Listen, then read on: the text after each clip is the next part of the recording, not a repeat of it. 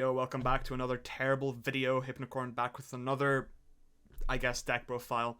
Today I'm going to be showing you my first and second place Swordsoul 10E DPE deck that I took over the last weekend here in Ireland. I did 2 events, went 5-0 in the first one and then went 5-1 in the next one, so over the weekend went 10-1, which is actually, you know, a pretty good record, I would say. This list, before I, get into the deck profile, big shoutouts to Mount Fuji for basically giving me his deck list the night before the event. I was really trying to figure out what version of this deck to play, whether it be the 10-year version or the DPE version, and he was like, wait, why not just play both? And I was like, interesting, tell me more. And then I sucked on so much copium that I just ended playing the exact same list that he sent me.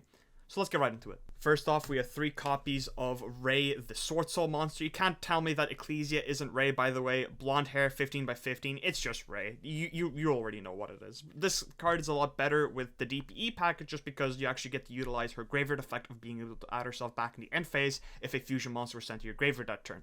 In a normal 10-year version of this deck, you actually can't really end on that much follow-up. But with the DPE package, you end with so much follow-up that it's so worthwhile to play just to be able to add back Ecclesia in the end phase every turn, along with Celestial just being able to draw you cards on the following turn. It's just so good. And also with the 10-year package in this deck, you get the best of both worlds, essentially.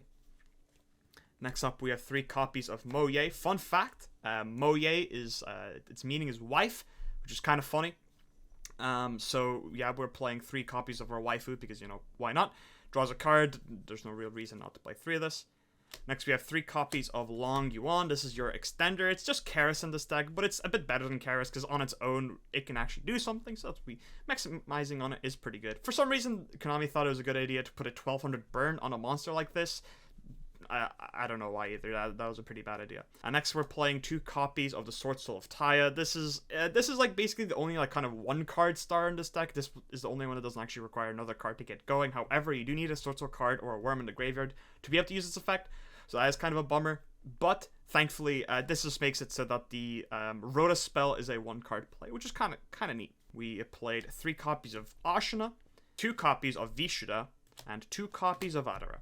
So I didn't play Vessel of the Dragon Cycle. I think that card is cheeks. I don't think it's very, very good at all. I think Ashina is the one you really want to start with, so that's why we're playing 3 of that one. I think Vishuddha is still fine, so I just still played 2 of it. Seeing it going first isn't the most ideal thing, but I still wanted to be able to just have, at least 2 copies in the deck, because you kind of want to see Ashina plus one of the Tennies. Adara is definitely the worst one, but it does have some situations where if you're going second, you can actually kind of make use of it by summoning it with a long one on board, making a Yazi, and then just going from there and just being able to kill your opponent. It's kind of wild. The things you can do, just discard. Next, we have Protoss. I main decked this card for the weekend just because in Ireland, you basically know what everyone in the room is playing beforehand, so being able to play something like this and just not even have to blind call it in game 1 just gives you a lot of cool free auto wins, which is always lovely. We do love degenerate stuff. Last monsters in my deck I played were the Celestial and Dasher, and 1 copy of Valor. I didn't play Ash Blossom, didn't play Nibiru. Actually, this is my only monster hand trap in my entire 70 cards. I think hand traps aren't the greatest, but also you kind of have to cut something if you're trying to play the DPE package and the Tennies, so hand traps kind of got cut. If I did play against the Tribird deck or Drytron in game 1 and went second, I would just lose. That is just a fact. There's no way you could beat that board. That any of those make, unless they just brick or you just open Valor and you're able to Valor or Imperm their normal summon, which is the kit usually, and then hope that they just pass on Utopic Draco Future, because Utopic Draco Future for this deck is really easy to out. The Assembly Robin is the hard one to beat. That you can't really beat that one, unfortunately. But yeah, this was all the monsters we played. Dasher obviously being very good in this deck because if you draw a monster, summon it to your field, really good, especially when you have DP coming back every turn. Speaking of, for the spells, we have 3 copies of Fusion Destiny. You want to draw this card? No shit. 3 copies of Emergence. This card is Rhoda. So we're going to play 3 of it. No shit. 3 copies of Chalice. I didn't play Droplet. I did have access to Droplets, so don't be thinking, poor, doesn't have Droplets. Oh, I have 3 ultis, I'll have you know, right? I'm not poor, alright?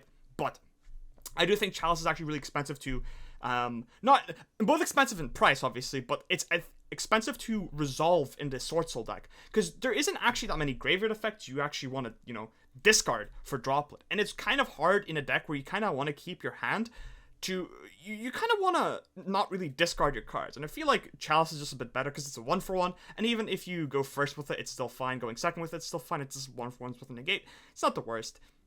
Obviously, Droplet is a lot better into decks like Drytron and the Bird deck. However, those decks, not Drytron, but the Tri-Brigade deck puts up so many negates that it doesn't even matter if you Droplet their entire board, because you're still going to lose, because you've used your entire hand to try play the game, so it's not that great. And then we have 3 copies of Prosperity. We're playing a DP package, so we can't really play Desires in this, but if you want to play Desires instead of Prosperity, be my guest. If you want to be a Crackhead, sure. I think Prosperity was so good, because especially after siding, Prosperity is more powerful, just because you're able to just dig into side cards like Lightning Storm or what have you, if you just banish 6 of Prosperity. It's really good. And you'd think that the extra space is actually really tight in this, but you are kind of, depending on what matchup you're playing against and what kind of hand you have, you're actually able to banish 6 off Prosperity pretty comfortably, actually. And then I played 1 copy of the Sacred Summit. This card sucks. I really hate this card. But yeah. It's I'm not the biggest fan of this, but, you know, whatever. I played it anyway just to try it out. For traps, we played 1 Imperial Order, 1 Blackout, and the last hand trap was just 3 copies of Infinite Impermanence. See, I told you I wasn't poor. I have ulti Imperm. See, Mom? I have money. Haha, lol. But, Imperm is just really good just because it gets around Utopic Draco Future, and it's just one of the better hand traps. Because if you top deck Imperm into a board, you can still Imperm something and then just try to get some value out of it that way. Yeah, that's really it. Yeah, so you're probably wondering, why is there 1 random Veiler in this deck? We'll get to that in the extra deck. So for the extra deck, we have our token made by Frankie. Big shout out to Frankie for this amazing Pepega token. We played 2 copies of Chisao. Two of it, this does come up occasionally. However, I did find myself banishing the second copy off of Prosperity a lot of the time. We played 1 Draco Berserker of the Tenny, because this is just like the best level 8 Worm Synchro. That's not this if you're locked into Worms because of a Shuna. We got 1 Drageye. This is really good against trap decks. Being able to spell and trap negate is very good. Yazi is really strong for... You can make this in a couple of ways in this deck. So you can either make it with Adhara and Longyan, or you can make it with like Taya and a token, because when Taya banishes a spell, you can increase or decrease the level of one of your dudes. So you can just make Yazi very actually easily in this deck, which is kind of nice. We played 2 copies of Baxia. The second one of this does get banished off of Prosperity a lot of the time. The reason why you play 2 is so if you do the turn 1 combo to make Chao Feng, you're able to just add another Baxia in your extra deck for the following turn if you need. I did actually never end up summoning Chao Feng, because I knew most people in Dublin actually didn't play Nibiru, so this was actually pretty useless for me, and Chao Feng actually ended up getting banished off of Prosperity a lot of the time for me. But if you don't see a Shuna in your opening hand, and you're going for Prosperity, I would, and you're not, and especially if you're not digging for a Shuna, I wouldn't, like, I'd probably just banish Chao Feng off the Prosperity a lot of the time, because the reason why we play the 1 Veiler, for anyone wondering, is that it's a hand trap that you can search off of Chao Feng. And you can think, okay, wait, why not Ash? Veiler, if you draw it, it's actually not as bad, because if you draw Ash, or if you draw Veiler with one of the level 7 Tenyis, you can actually synchro for 8 to make Chisao, which is like kind of funny. So like it's still kind of combos. You can do the same with Ash Blossom, because you can make Baron, but Chisao gets you a lot further in card advantage than just a Baron would. But like obviously there are times where Ash would be a bit better than Veiler. And I do think Ash is actually kind of getting a lot better as the format's progressing, so I'm probably going to be playing Ash in future builds. But the Jehovah stuff legit just never came up. I just never drew a Shuna. I never resolved that card in my life. It's actually kind of wild. And then for level 10 synchros, we just played the 1 Chungying and the 1 Baron. Not too much to explain here, honestly. These are just the standard level 10 synchros people play. And then for links, I played the 2 Monks, the 1 Shaman, Verte, and DPE.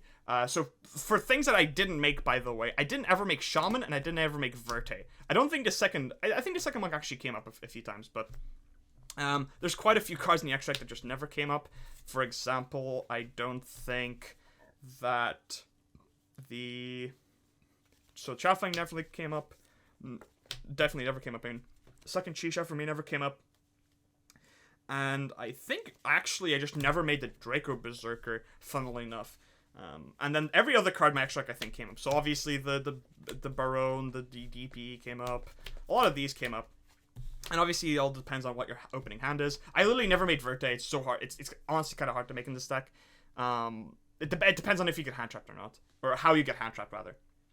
And Shaman never really came up.